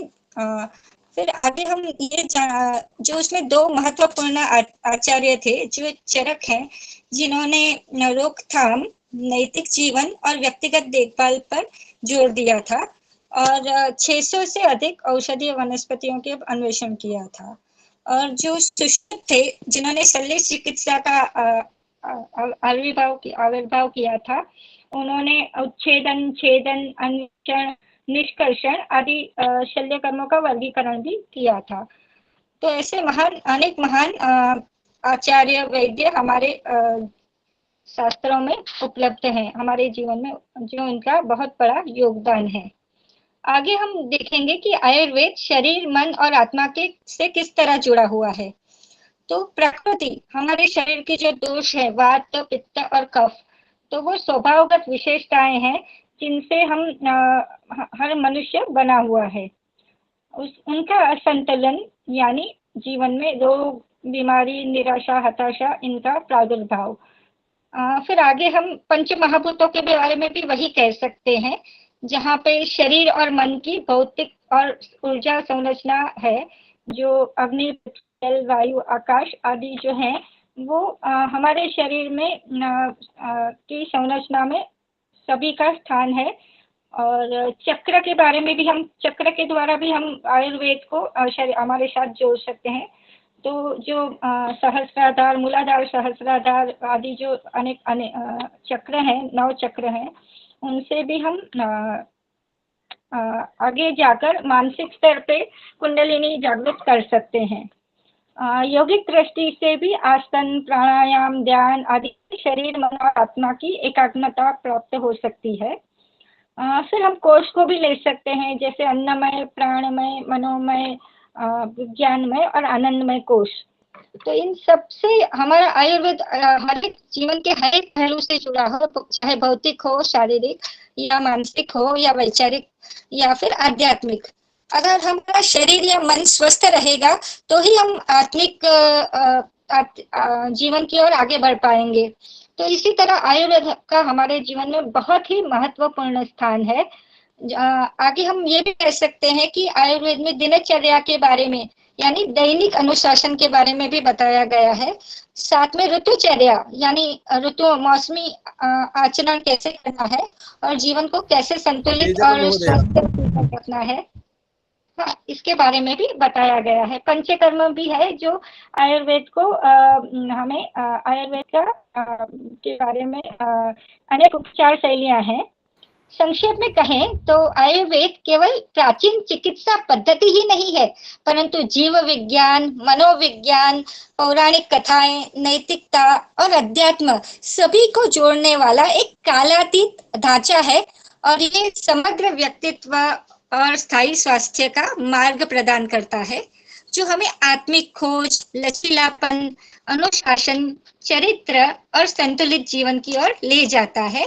और आधुनिक जीवन में भी उसकी प्रस्तुति हम देख सकते हैं, जैसे दीर्घकालिक आज के जमाने के जो स्ट्रेस, मधुमेह, हृदय रोग, स्वप्रतिरक्षित विकार हैं, जैसे ऑटोइम्यून डिसीजेस, न्यूरोजेनेटिक डिसीजेस वगैरह, सभी में आयुर्वेद का बहुत उपयोग करके हम हमको स्वस्थता को प्राप्त कर सकते हैं। और ये समन्वित चिकित्सा है जिसमें संपूर्ण जीवन को, संपूर्ण शरीर, मन और विचारों को सभी का समन्वय करके योग, आसन, प्राणायाम, पर्यावरण सभी पहलुओं का विचार करके हमें अच्छी तरह जीवन जीने की एक शैली प्रदान करता है आयुर्वेद। धन्यवाद। संपूर्ण मानव जीवन में आयुर्वेद का प्रभाव और आयुर्वेद किस प्रकार हमारा व्यक्तित्व को प्रभावित कर सकता है, हमारा व्यक्तित्व का विकास किस प्रकार हो सकता है, इसी संदर्भ में बहुत सारगर्भक विषय प्रस्तुत किए तेजल साहा जी ने, मैं उनका धन्यवाद करना चाहूंगा। इसके बाद होता जी, आगे बढ़ने से पूर्व एक सूचना है।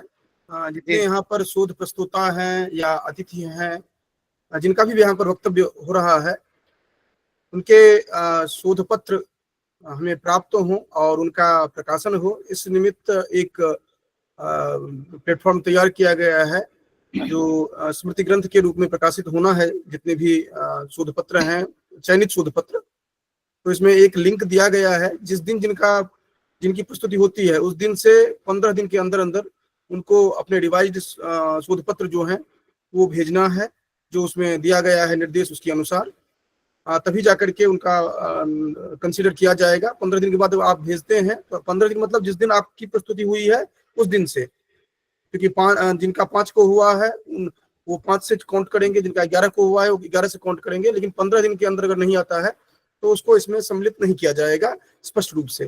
दूसरा ये है जो कि जितने भी अतिथि हैं उनसे भी हमारा निवेदन यही है कि आपका शोध पत्र प्राप्त हो, चाहे जिस रूप में भी प्राप्त होता है, कोई लिखित रूप से भेजेंगे, कोई टाइप भेजेंगे, अतिथि के लिए वो छूट होता है। और यहाँ पर आमंत्रित वक्ता वगैरह जितने भी हैं, क्योंकि यहाँ पर शोध पत्र प्रस्तोता के रूप में मैंने किसी को नहीं यहाँ पर बुलाया है, सभी को आमंत्रित वक्ता के रूप में ही हमने बुलाया है, क्योंकि सभी सम्मानित हैं। और जितने 157 के आसपास आए थे उनमें से 50 के आसपास ही हम लोगों ने चयन किया है, तो सभी महत्वपूर्ण शोध पत्र को लेकर के हैं। इसलिए आप सभी से निवेदन है कि समय का परिपालन अवश्य करेंगे और आगे हम लोग अभी बढ़ेंगे। अभी 11 तक हमारा निरंतर कार्यक्रम है ही, और जितने भी महनीय व्यक्तित्व हैं वो सभी जुड़ रहे हैं, तो आप सबसे निवेदन होगा कि निरंतर आप लोग रहें। कि तो एडवर्टीजमेंट हुआ हमारा जो कि आप लोग आए, लेकिन इसके साथ साथ एक निवेदन रहेगा जो कि हमारे जो अतिथि हैं आज के, हमने निर्धारित किया है 5 मिनट, 10 मिनट और 15 मिनट होता है। तो 5 मिनट वाला जो था जिसमें जितने भी आमंत्रित थे उनको मैंने बार बार टोका, मुझे भी अच्छा नहीं लगता है, क्योंकि बहुत अच्छे अच्छे पेपर हैं, सभी चयनित ही पेपर हैं, तो इसमें कहीं पर भी प्रशिक्षण है ही नहीं। लेकिन उस 5 मिनट में आप कितना बेहतर तरीके से प्रस्तुत करते हैं, ये भी आपकी कला है, और आपने देखा जो कि सभी प्रस्तुत करते भी हैं। इसी तरह जितने भी हमारे अतिथि हैं उनको मैं किसी तरह से निर्देश नहीं दे सकता हूँ, लेकिन उनसे निवेदन अवश्य कर सकता हूँ कि 10 मिनट अर्थात 10 मिनट मैक्सिमम, तो ये थोड़ा ध्यान रखेंगे। होता जी आगे। सर जी को धन्यवाद। अभी मैं प्रोफेसर हरीश जी को आमंत्रित करता हूँ आज के। नहीं, पहले कुलदीप महोदय को कर लें, अंत में उनके लिए समय निर्धारित नहीं था ना इस सूची में, इसलिए मैंने छोड़ दिया। कोई बात नहीं। तो आज के इस कार्यक्रम के जो सह अध्यक्ष हैं डॉक्टर कुलदीपक शुक्ल जी, मैं उनका आमंत्रित करता हूं, कृपया अपना वक्तव्य प्रस्तुत करें। जी। शांतानि पूर्व रूपाणि शांतनोस्तु कृताकृतम् शांतं भूतं च भव्यं च सर्वमेव शमस्तुनः सर्वमेव शमस्तुनः। आज के इस चतुर्थ दिवस के प्रातःकालीन सत्र में सभी का मैं नाम नहीं ले रहा हूं क्योंकि समय अतिक्रांत हो रहा है, इसलिए सभी का अभिवादन कर रहा हूं और अध्यक्ष महोदया प्रोफेसर हरीश जी का विशेषकर अभिवादन कर रहा हूं कि उनके समय से मैं थोड़ा समय ले रहा हूं और मैं थोड़ा ही लूंगा क्योंकि उनको सुनना मेरी बहुत इच्छा रहती है। और विपिन झा जी को धन्यवाद कि उन्होंने फिर से हमें उनसे मिलाया और इतने विद्वानों से मिलाया। तो जैसा कि हम लोग चतुष्षष्ठी विद्या पर बातचीत कर रहे हैं, 4 दिन हो गए हैं, और जैसा कि अभी स्वागत भाषण में भी कहा गया कि एक अनोखा कार्यक्रम होगा। निश्चित रूप से ये अनोखा कार्यक्रम है। 2 विषयों को लेकर के, 2 विषय बहुत बड़े विषय हैं ये, और इतना बड़ा व्यापक अभी तक कोई कार्यक्रम मुझे नहीं लगता पूरे देश में या विश्व में हुआ होगा। कार्यशालाएं होती हैं, वेबिनार 6 दिन का बहुत मुश्किल है। तो सर्वप्रथम श्रीमद् भागवत के 10वें स्कंद में 45वें अध्याय में और 64वें श्लोक में जब हम श्रीधर स्वामी की टीका पढ़ते हैं तो उसमें हमें ये जो 64 कलाएं हैं इनका नाम हमें नामोल्लेख प्राप्त होता है। लेकिन जब शुक्राचार्य की नीति शास्त्र पढ़ते हैं, नीतिसार, शुक्राचार्य का नीतिसार, उसमें दूसरे 64 प्रकार की कलाएं प्राप्त होती हैं। तो लेकिन जो आज प्रचलित हैं वो शुक्राचार्य नीतिसार की ही 64 कलाएं प्रचलित हैं। उनमें एक अंतिम, हम चलते अंत में चलते हैं तो 62वीं कला है वैदिकी। शायद बातचीत हुई हो क्योंकि मैं पूरे रूप से पूरे समय नहीं जुड़ पाया हूँ। वैनेकी पर बात हुई हो तो थोड़ा सा मैं वैनेकी पर बात करूंगा, क्योंकि आज के परिप्रेक्ष्य में वैनेकी बहुत आवश्यक है मेरे विचार से। मैं जब समाज में देखता हूँ, अपने आप में देखता हूँ, छात्रों में देखता हूँ, तो मुझे इस कला का बहुत ही आवश्यक आधान लगता है। तो एक अंतिम जो है 64वीं है व्यायाम विद्या, 63वीं वैजयिकी और 62वीं मतलब नीचे से तीसरे क्रम पर वैनयिकी है, जिसका तात्पर्य है ऐसी कला जो अपने और पराये से विनय पूर्वक शिष्टाचार करना बताती हो। अपने और पराये से शिष्टाचार पूर्वक शिष्टाचार करना बताती हो। कोश में जब देखें तो सामान्य अर्थ विनय संबंधी या शिष्टाचार का व्यवहार करने वाली विद्या ही है। नंदी सूत्र जब हम इसका अध्ययन करते हैं तो हमें जैन ग्रंथों में बहुत अधिक इस पर बातचीत, वैसे तो हमारे शास्त्रों में भी मिलती है, हमारे महाभारत में, रामायण में, अनेक ग्रंथों में हमें इस पर इसकी चर्चा मिलती है, लेकिन जैन सूत्रों में इसका बहुत विस्तार से वर्णन किया गया है। और नंदी सूत्र में जो हरिभद्र सूरी जी ने लिखा है उसमें चतुर्विधा बुद्धि प्रकरण में इसकी बात की गई है। इसमें दूसरी बुद्धि जो है वैनयिकी बुद्धि बताई गई है। औत्पत्ति, वैनयिकी, कर्मजा और पारिणामिकी, इन में से बनाए। वैनयिकी वहां पर कहा विनयो गुरु शुश्रूषा, ये प्राप्त कैसे होती है, तब वहां पर लिखा हुआ है विनयो गुरु शुश्रूषा स कारणमस्यात् तत्प्रधाना वा वैनयिकी। उसका लक्षण भी बताते हैं, भर निस्तरण समर्था, और लक्षण के साथ ही उसका फल भी बताते हैं। भर निस्तरण समर्था, त्रिवर्ग सूत्रार्थ ग्रहीत प्रमाणा, उभय लोक फलवती, विनय समुत्था भवति वैनयिकी बुद्धि। यहाँ पर बाकी तो सब बताया कि भर निस्तरण समर्था, और लेकिन विनय समुत्था जो शब्द है एक, इस पर मैं थोड़ा ध्यान, वैसे तो सब यहाँ पर बताने लायक है, लेकिन विनय समुत्था मतलब विनयोद भवा, विनय से उत्पन्न होने वाली, ये विनय से उत्पन्न। और विनय जो शब्द है बहुत बड़ा, हमारे शास्त्रों में विनय शब्द जो बहुत इसकी व्याख्या की जाती है।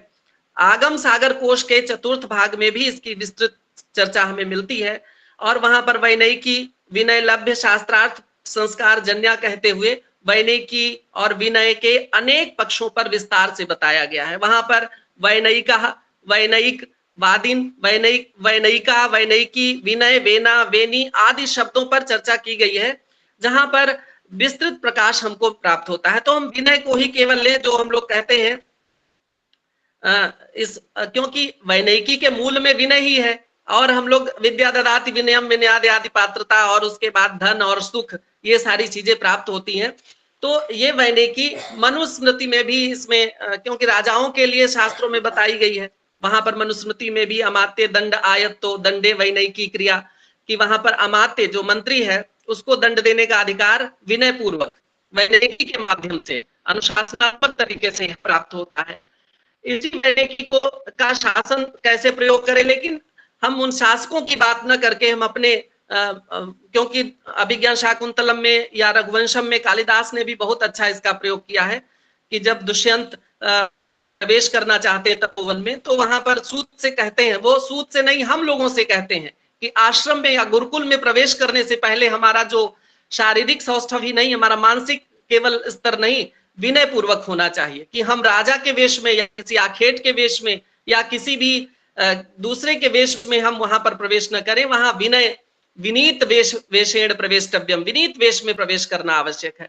दूसरा, जब रघुवंशम का हम लोग, बहुत इंपॉर्टेंट महत्वपूर्ण श्लोक है वहां पर, प्रजानाम विनयाधानाद रक्षणाद भरणादपि और स पिता पितरस्तासाम केवलम जन्म हेत्वा, बहुत महत्वपूर्ण श्लोक है, बहुत कोट किया जाता है। वहां पर विनयाधान जो है वह राजा का कर्तव्य है। पूरी प्रजा में जो विनय का आधान कराना राजा का कर्तव्य होता था, और पिता केवल जन्म के हेतु होते थे। रामायण में भी वशिष्ठ भरत से कहते हैं कि तुम्हारी ये जो विनय पूर्वक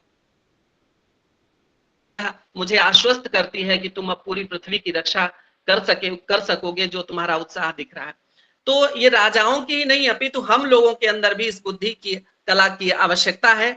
यही कला जो चतुर्थ बुद्धि के रूप, द्वितीय बुद्धि के रूप में प्राप्त होती है, यह कला आ जाने से मुझे लगता है कि समस्त कलाओं का आधान आसानी से हो जाएगा।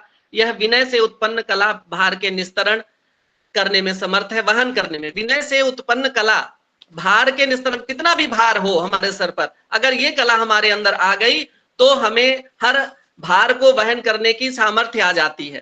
त्रिवर्ग का प्रतिपादन करने वाले सूत्र तथा अर्थ का प्रमाण सार ग्रहण करने वाली यह बुद्धि है, इस लोक और परलोक में भी फल देने वाली है।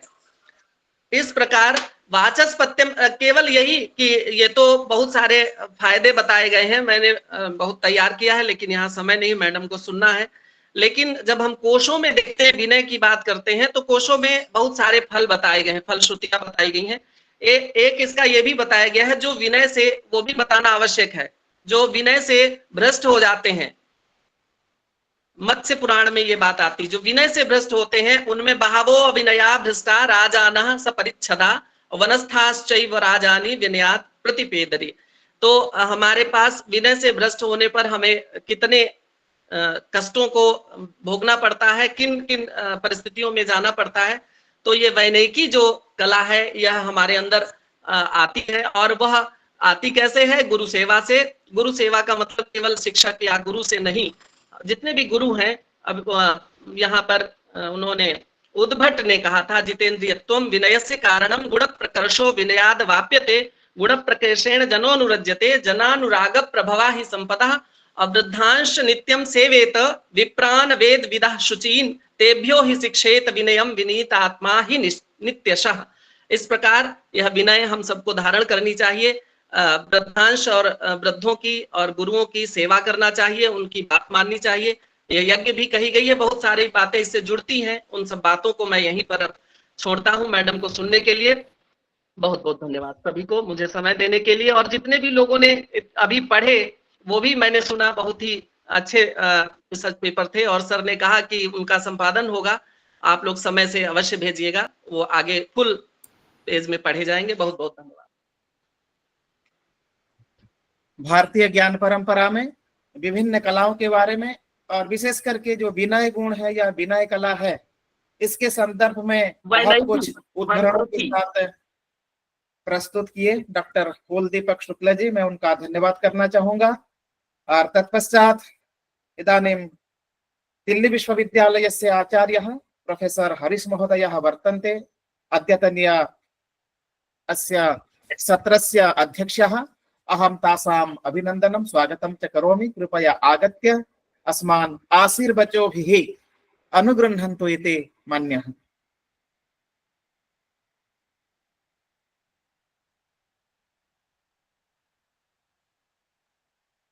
महोदय अनम्यूट कीजिए प्लीज। धन्यवादा। सर्वेभ्यो नमो नमः।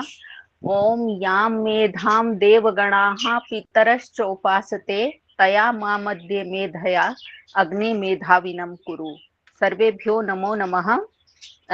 सर्वप्रथम जानवी ई जर्नल के तत्वावधान में समादरणीय डॉक्टर विपिन सर की अध्यक्षता में ये जो 7 दिवसीय वेबिनार श्रृंखला चल रही है, तो ये इतनी सुंदर आयोजित हो रही है कि इसके लिए तो मेरे पास कुछ शब्द ही नहीं है।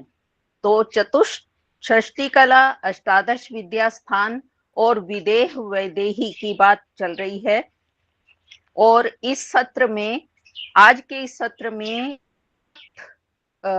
है शोध पत्र प्रस्तुत किए गए जो अत्यंत सम्यक थे, विषय के अनुरूप थे।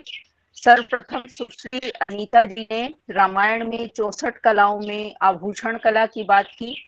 द्वितीय नंबर पर श्री पार्थ चौहान ने अष्टादश विद्या स्थान में महाभाष्य में शब्द तत्व की बात की।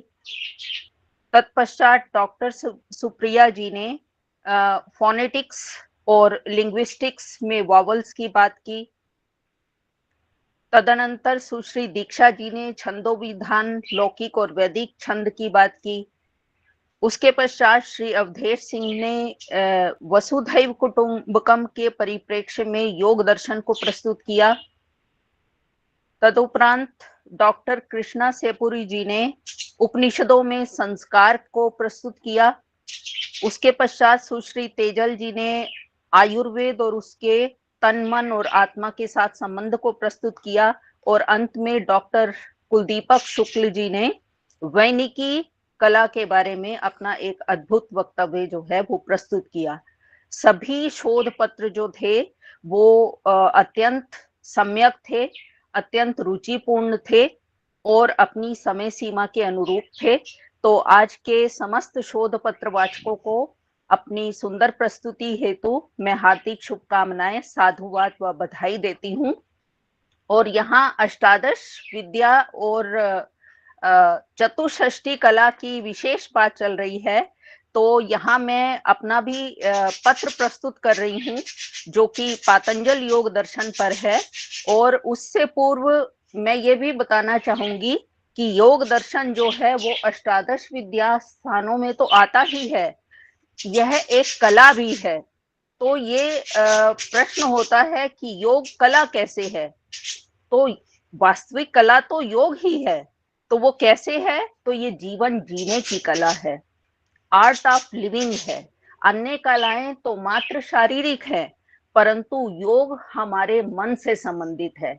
हमें ये देखने में आता है कि लोग बाह्य दृष्टि से तो अत्यंत वैभवशील, सुंदर, धनाढ्य होते हैं, लेकिन मन से अगर वो अवसाद से ग्रस्त हों तो वो जीवन ढंग से जी नहीं पाते हैं।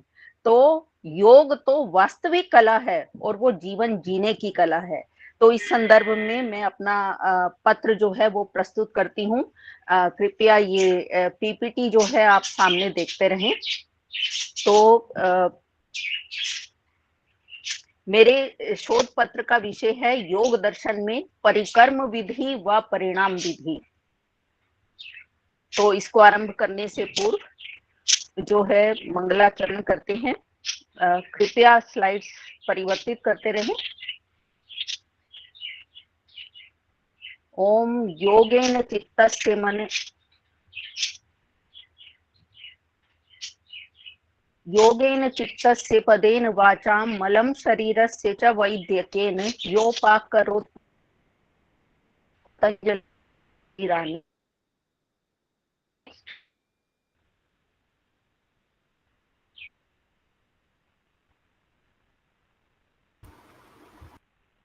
हाँ महोदय, आपकी वीडियो ऑफ कर लीजिए, ध्वनि नहीं आ रही आपकी। महोदय सर स्लाइड जी। हाँ सर ठीक। हाँ स्लाइड बढ़ाने की जरूरत। अच्छा, स्लाइड बढ़ाना है, ठीक है। तो इस शोध पत्र में पातंजल योग दर्शन में चित्त अथवा मन की प्रसन्नता हेतु चित्त के प्रारंभिक अभ्यास, प्रेपरेटरी प्रैक्टिसेस की चर्चा की गई है। तो इन आरंभिक अभ्यासों को करने के अनंतर परिणाम विधि पर प्रकाश डाला गया है और प्रमाण रूप में पातंजल योग दर्शन, भगवत गीता व उपनिषद वचनों को उद्धृत किया गया है। नेक्स्ट। तो दर्शन का उद्देश्य सुख प्राप्ति और दुख नाश है और योग तो साक्षात दुख हरण है। योगो भवति दुःखः श्रीमद् भगवत गीता में कहा है। तो योग में चित्त और मन की केंद्रीय भूमिका है। मन एवं मनुष्याणाम कारणम बंध मोक्षयोः बंधाय विषयासक्तम मुक्त्यै निर्विषयम स्मृतम। नेक्स्ट। तो चित्त में ऐसे कौन से तत्व हैं जो विक्षेप उत्पन्न करते हैं और इन विक्षेपों के उत्पन्न होने से योग में विघ्न या अंतराय आते हैं। तो ये 9 प्रकार के विक्षेप हैं जिनका जो वर्णन है वो योग दर्शन के समाधि पाद में किया गया है। तो वो हैं व्याधि, स्त्यान, संशय, प्रमादालस्य, अविरति, भ्रांति दर्शन, अलब्ध भूमिकत्व, अनवस्थितत्वानि चित्त विक्षेपास्ते अंतरायाः। तो वो 9 तत्व हैं व्याधि अर्थात शारीरिक कष्ट, स्त्यान अकर्मण्यता, संशय संदेह या उभय कोटिक ज्ञान, प्रमाद असावधानी अथवा उपेक्षा, आलस्य शरीर या मन के भारी होने के कारण योग साधन की ओर प्रवृत्ति न होना, अविरति लोलुपता या वैराग्य अभाव, भ्रांति दर्शन विपर्य ज्ञान, अलब्ध भूमिकत्व समाधियों की भूमि की अप्राप्ति और अनवस्थितत्व समाधि की तत्त भूमियों का लाभ होने पर भी चित्त का उस भूमिका में प्रतिष्ठित न होना। तो ये चित्त के विक्षेप हैं और इन्हीं को दूर करने पर ही चित्त एकाग्र और प्रसन्न होता है, तभी हम जीवन को ढंग से जी पाते हैं। नेक्स्ट, अब चित्त में ये 9 तो बताए कि ये विक्षेप उत्पन्न करने वाले हैं, लेकिन इन विक्षेपों के कुछ साथी भी होते हैं जो अबाध गति से उनके साथ साथ चलते रहते हैं बिना बुलाए ही, क्योंकि ये विक्षेप आएंगे तो दुख दौर मनस्यांग में जयत्व श्वास प्रश्वासा विक्षेप सह भुआ, ये उनके सहचर हैं, साथी हैं, वो तो साथ साथ ही चलेंगे। तो वो कौन है? तो दुख तो त्रिविध दुख है, आध्यात्मिक, आधि भौतिक और आधि दैविक। दौर मनस्य है तो इच्छा के अपूर्ण रहने पर जो चित्त हमारा चंचल होता है वो दौर मनस्य है।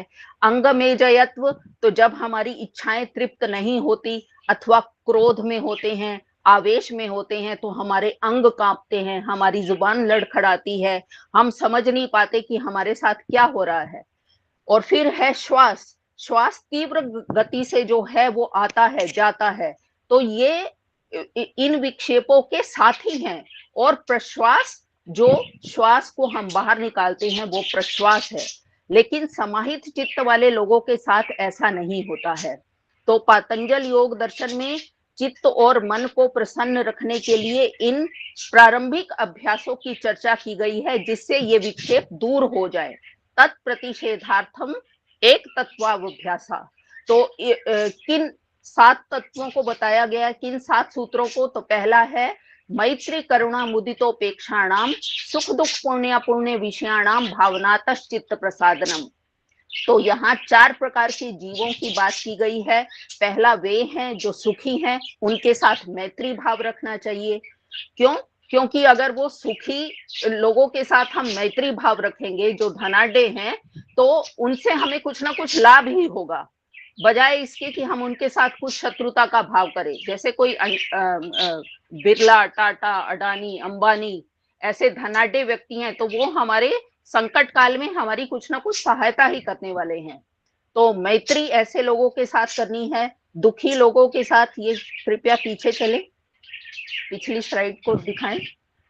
मैत्री करुणा, जो दुखी लोग हैं उनके साथ करुणा का भाव रखना चाहिए, क्योंकि आज वो दुखी हैं और हम उनके प्रति करुणा का भाव रखेंगे तो कल वो कष्ट हम पर भी आ सकता है।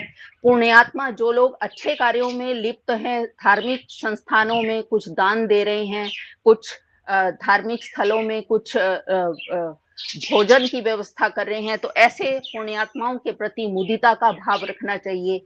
और पापात्माओं के प्रति तो उपेक्षा का भाव रखना चाहिए, उनसे किसी प्रकार का बदला लेने का भाव नहीं रखना चाहिए, क्योंकि वो तो इस समाज में रहने के भी योग्य नहीं है। फिर द्वितीय परिकर्म बताया, प्रच्छर्दन विधारणाभ्याम व प्राणस्य। तो प्रच्छर्दन कहते हैं ये दोनों क्रियाएं के माध्यम से त्रिविध प्राणायाम को बताया है। तो प्रच्छर्दन कहते हैं कि तेजी से अपने नथुनों से भीतर की श्वास को वो बाहर निकालना, और विधारण कहते हैं पूरक और कुंभक रूपी प्राणायाम को। तो इस त्रिविध प्राणायाम को करने से भी चित्त की एकाग्रता बनी रहती है। फिर तृतीय परिकर्म बताया, विषयवती व प्रवृत्ति उत्पन्ना मनसा स्थिति निबंधनी। तो विषय कौन से हैं? शब्द, स्पर्श, रूप, रस, गंध। तो यहाँ साधक की जो है वो बताया गया है कि नासिकाग्र में अगर वो धारणा करता है तो उसको दिव्य गंध की प्राप्ति होती है। जिह्वाग्र में धारणा करने से जो है, कृपया पीछे चले, तो उसको दिव्य रस की प्राप्ति होती है। तालु में धारणा करने से योगी का जो साक्षात्कार होता है वो रूप प्रवृत्ति है। और जिह्वा मध्य में स्पर्श प्रवृत्ति है, और जिह्वा मूल में जो है वो शब्द प्रवृत्ति है। चतुर्थ परिकर्म में बताया विशोका व ज्योतिष्मति। तो हृदय कमल में धारणा करने से जो है साधक को बुद्धि की प्रवृत्ति होती है, और बुद्धि तत्व जो है वो चमकीला और आकाश के समान व्यापक होता है। और अस्मिता में धारणा करने से समापन्न चित्त जो है वो निस्तरंग महान समुद्र के सदृश शांत होता है। इस प्रकार से, पीछे चलिए कृपया, पिछली स्लाइड दिखाएं। तो इस प्रकार ये जो विशोका ज्योतिष्मति कहा है, वो विषयवती और अस्मिता मात्र प्रवृत्तियां, ये दोनों जो हैं वो ज्योतिषमती कही जाती हैं। और इससे भी योगी का चित्त जो है वो स्थिरता को प्राप्त करता है। पंचम कर्म में बताया वीतराग विषयम व चित्तम, तो वीतराग व्यक्तियों के चित्त रूपी आलंबन में तदाकारकारिता होना भी योगी को एकाग्रता प्रदान करता है। फिर षष्ठ परिकर्म में बताया स्वप्न निद्रा ज्ञानावलंबनम व, तो स्वप्नगत पदार्थों के साथ ज्ञान की धारणा का आलंबन करना या सुषुप्तिगत सुख आदि के अनुभव को धारण करने का आलंबन करना, ये भी चित्त को एकाग्रता प्रदान करता है। और अंतिम सप्तम परिकर्म में बताया, नेक्स्ट स्लाइड, तो यथाभिमत ध्यानाद हुआ, तो इनसे छूट गया जो भी कोई सप्तम परिकर्म के अंतर्गत परिगणित होता है। तो जिस भी साधक को जिस भी चीज को श्रवण मात्र से अथवा चिंतन मात्र से उसका जो ध्यान की एकाग्रता बढ़ती है, वो सब इसके अंतर्गत आता है। तो इन परिकर्मों को करने का परिणाम क्या है, तो परिणाम विधि के अंतर्गत जो है वो बताया है। Next slide. तो इन पीछे चलिए। तो इनको करने के इन विधियों को करने का परिणाम जो होता है वो वशीकार होता है। तो परमाणु परम महत्वांतो अस्य वशीकारा, तो इन अभ्यासों को करने के अनंतर जो है वो चित्त की एकाग्रता होती है। और ये एकाग्रता कोई सामान्य एकाग्रता नहीं होती है, वो परमाणु से लेकर परम महत्व पदार्थों पर्यंत होती है। Next slide. तो इससे यही उपसंहार निकलता है कि चित्त को एकाग्र करना और समाहित करना ही जो है वो जीवात्मा का लक्ष्य है। और तभी हम जो है एकाग्रता को प्राप्त कर और परमात्म तत्व को प्राप्त कर सकते हैं और अपने जीवन को सुचारू रूप से जी सकते हैं। तो इस बात को जो है यहाँ मैंने अपने शोध पत्र में प्रस्तुत करने का जो है एक छोटा सा प्रयास किया है। और इतना सुंदर ये जो कार्यक्रम चल रहा है, जो मिनट टू मिनट काम करने की कला है, ये तो विपिन सर से हमें सीखनी चाहिए। कैसे इन्होंने एक एक क्षण का सदुपयोग करते हुए समय निर्धारित किया है कि इतने से इतने 2 मिनट में ये काम होगा, 1 मिनट में ये काम होगा, और उसी ढंग से चल रहा है। तो ये एक अद्भुत कला है। तो मैं समझती हूँ इससे अच्छी तो और कोई कला हो ही नहीं सकती, और इस कला को प्रथम स्थान पर रखना चाहिए। ये हम सबके लिए गर्व का विषय है।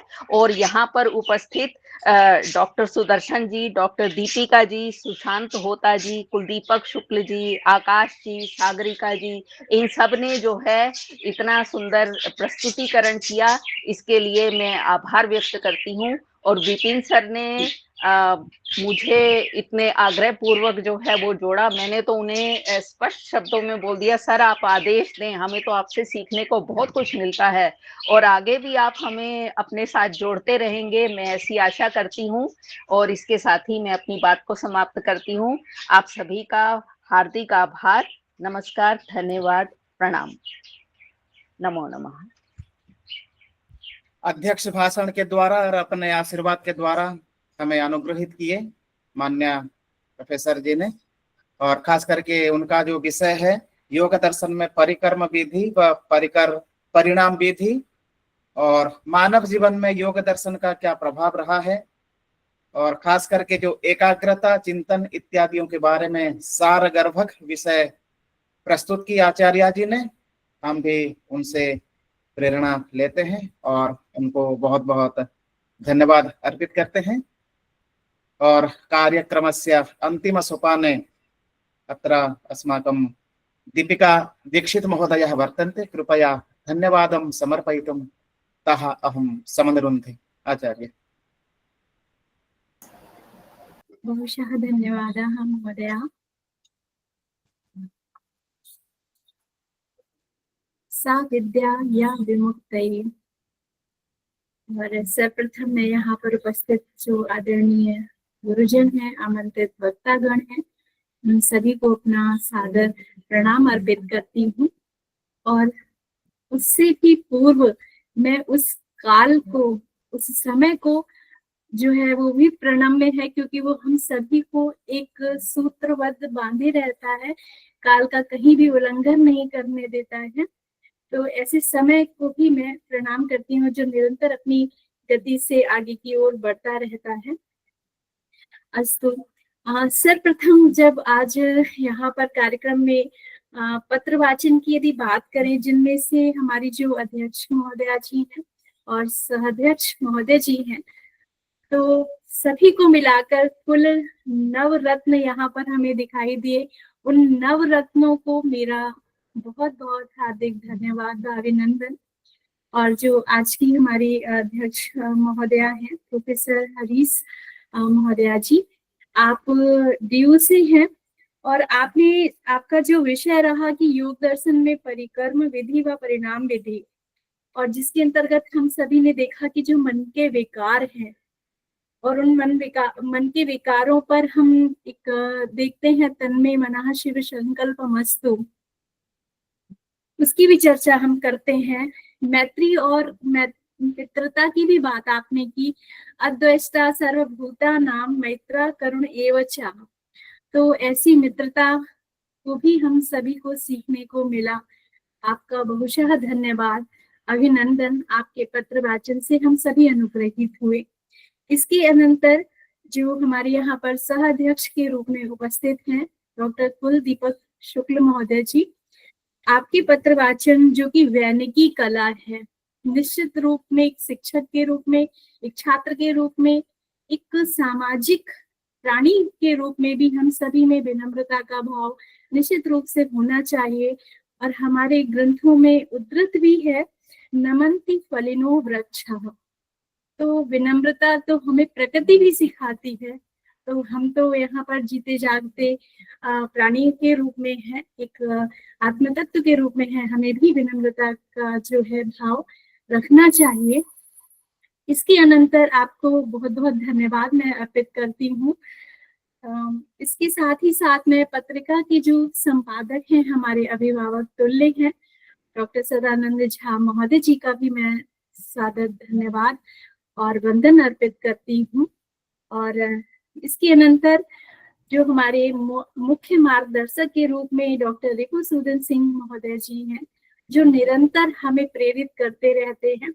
जब प्रायः हम देखते हैं कि हमने कभी किसी रेस को देखा होगा, तो वहां पर जो दौड़ने वाले व्यक्ति होते हैं, उनके पृष्ठभाग में जो वहां पर पब्लिक बैठी होती है, वो उनके नाम को लेकर जब उच्चारित कर रही होती है, तो वो गति, वो तीव्रता और अधिक बढ़ा देती है उस दौड़ने वाले व्यक्ति की। तो ऐसे प्रेरित करने वाले हमारे जो मार्गदर्शक है, उनका भी मैं यहाँ पर अभिनंदन और धन्यवाद उनके प्रति अर्पित करती हूँ।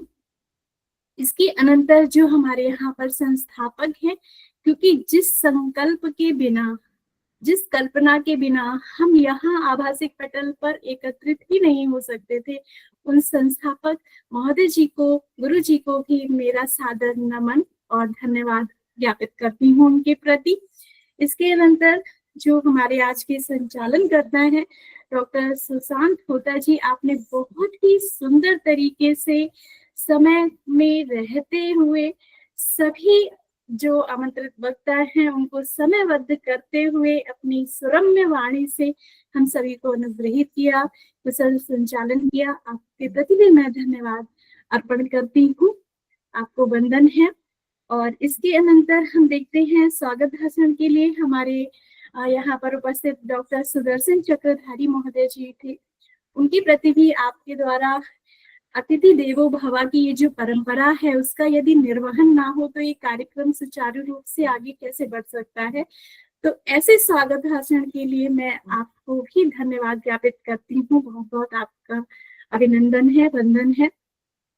इसके अनंतर हम देखते हैं कि जो यहाँ पर हमारे आमंत्रित वक्ता है, मैं उन पर भी एक एक बिंदु रूप में दृष्टिपात यहाँ पर अपना वक्तव्य कुछ रखना चाहती हूँ। इसी क्रम में सबसे पहले श्रीमती अनीता महोदया जो थी, उन्होंने विदेह वैदेही को आधार स्तंभ रखकर इसी अपने आभूषणों की बात की। अभिज्ञान शाकुंतलम का वहां पर आपने चर्चा की, जिसमें सुक्ति भी आती है, किमेव ही मधुरा नाम वंदनम नाकृति नाम। सुंदर व्यक्तियों के लिए आभूषण जो है, क्या वस्तु ऐसी है जो आभूषण नहीं है। तो बहुत सारे आपने आभूषणों, चित्रकला इत्यादि की चर्चा रामायण में भी दिखाई है, दृष्टिगोचर की है। आपके इसके लिए मैं धन्यवाद ज्ञापित करती हूँ, साधुवाद देती हूँ। इसके अनंतर मिस्टर पार्थ चौहान, आपने महाभाष्य का योगदान यहाँ पर दिखाया हम सभी को और बताया। उसके महत्व को हम सभी जानते हैं, तथापि आपके इस महनीय पत्र वाचन के लिए मैं आपका धन्यवाद ज्ञापित करती हूँ। इसके अनंतर डॉक्टर सुप्रिया महोदया जी, जो भाषा विज्ञान में निहित मूल तत्वों को बिंदु रूप में आपने यहाँ पर रखा। आप जानते हैं, सभी जानते हैं और सभी अवगत हैं इस बात से कि भाषा विज्ञान के बिना, कि भाषा का भी एक विज्ञान है, उसको जाने बिना, उसको समझे बिना हम भाषा का व्यवहार नहीं कर सकते हैं और सम्यक व्यवहार नहीं कर सकते हैं।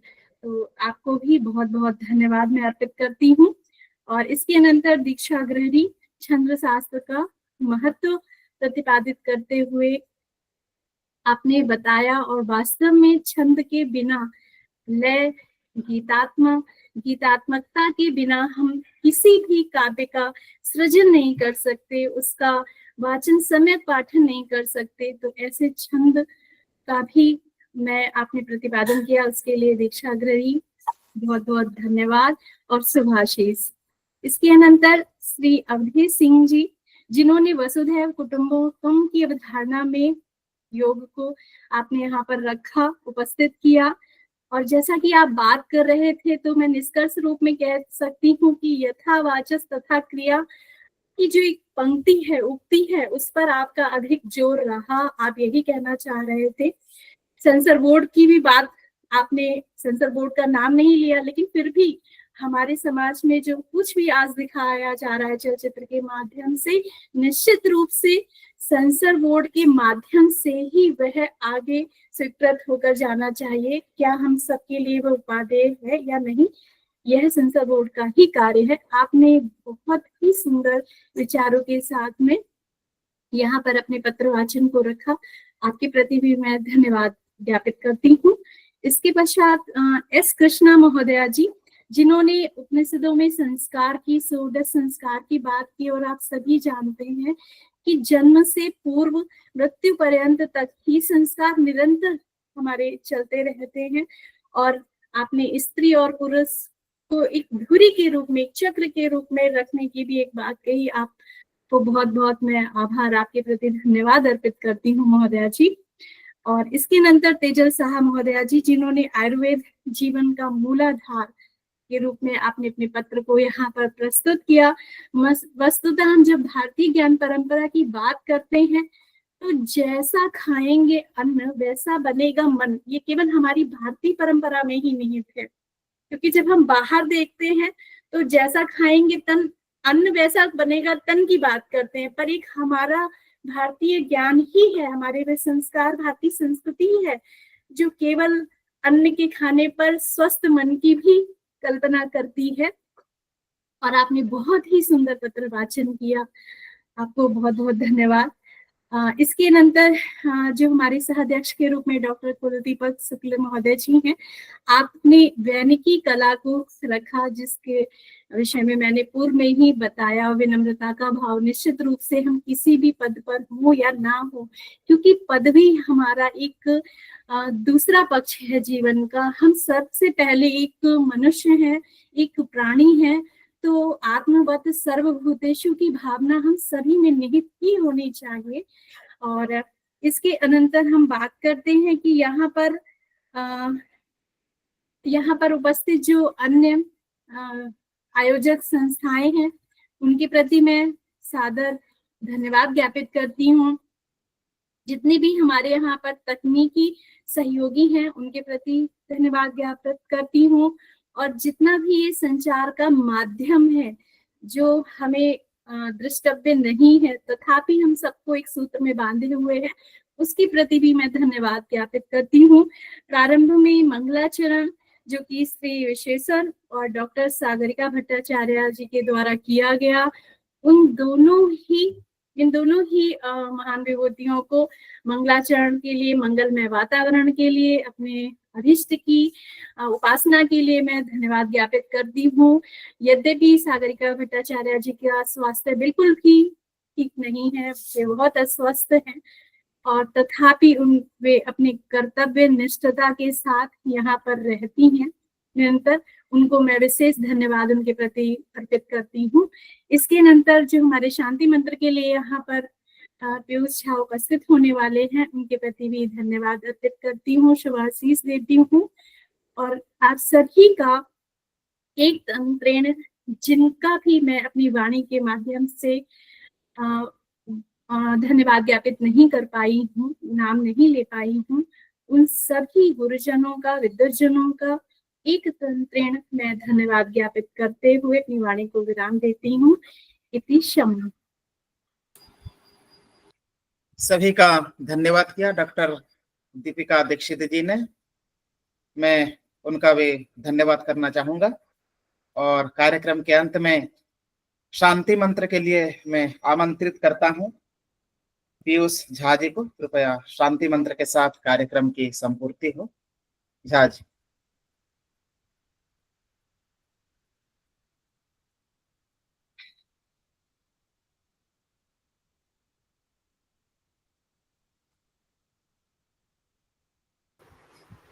पीयूष अनम्यूट करना है।